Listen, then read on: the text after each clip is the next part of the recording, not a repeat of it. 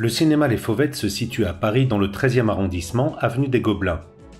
C'est dans un îlot parisien que ce projet atypique a vu le jour. Les architectes sont arrivés à décrypter ce lieu particulier en tirant parti de ce qu'il avait de plus essentiel. C'est ainsi que travaille Françoise Renaud, architecte fondatrice de l'agence Loki Anima, qui signifie littéralement « l'âme des lieux ». Elle nous rappelle d'où est partie cette idée. Jérôme Sédou, son idée du cinéma, c'est vrai que c'est lui qui est à l'origine de ce projet-là, c'est son idée de ce cinéma qui est un cinéma de films remasterisés, c'est tout à fait particulier, donc il convenait d'avoir par rapport à ce lieu qui était une programmation unique, d'imaginer un endroit unique. Il fallait imaginer un lieu autour de ce jardin et j'ai imaginé comme une sorte de nid, si on doit avoir une évocation, fait de brindilles qui seraient en fait des gros bastons de bois. En suivant un long couloir sombre, les spectateurs découvrent enfin l'espace, la verrière, le patio. En son centre, des paysagistes ont fait une plantation qui a beaucoup de charme, donnant une impression de forêt plutôt que de jardin domestiqué.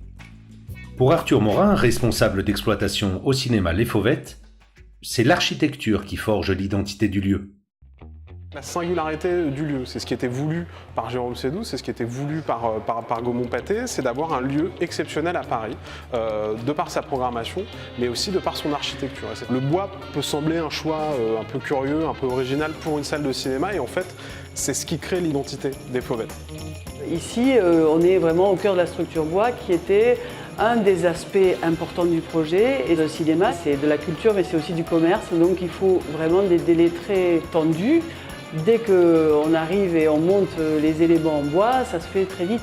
Ça se fait en 15 jours. La filière sèche et la filière bois, pour ça, c'est vraiment extraordinaire. Et donc, c'est vrai que ça nous a fait gagner beaucoup de temps.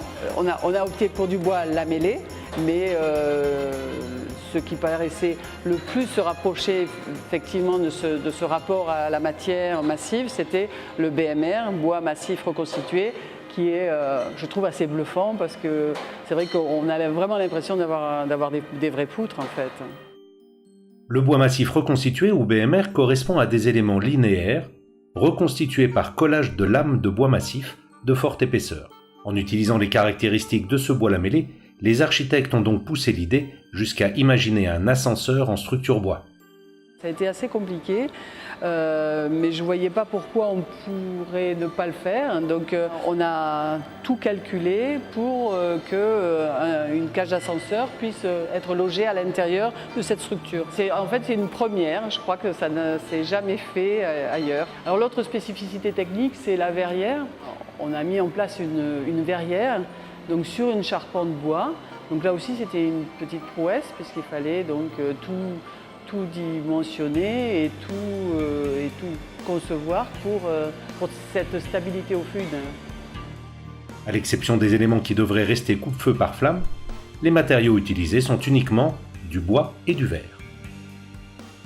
La structure, quant à elle, a demandé 50 m3 de douglas avec des poutres d'une portée maximale de 15 mètres.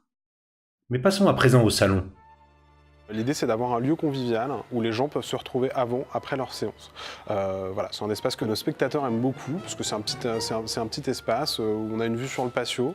On retrouve le bois lamellé qui est un petit peu partout aux Fauvettes.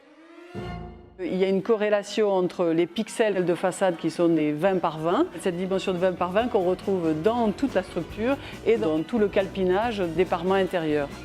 Quand on regarde dans les autres salles parisiennes, notamment les autres salles Gaumont-Pathé, elles ont tous une architecture qui est magnifique, mais qui rappelle vraiment l'identité Gaumont-Pathé. Et nous, on a, tout en faisant partie du groupe, on a l'identité Fauvette. Voilà, on n'est pas tout à fait comme les autres, et ça, c'est au bois lamellé qu'on le doit en grande partie, quoi.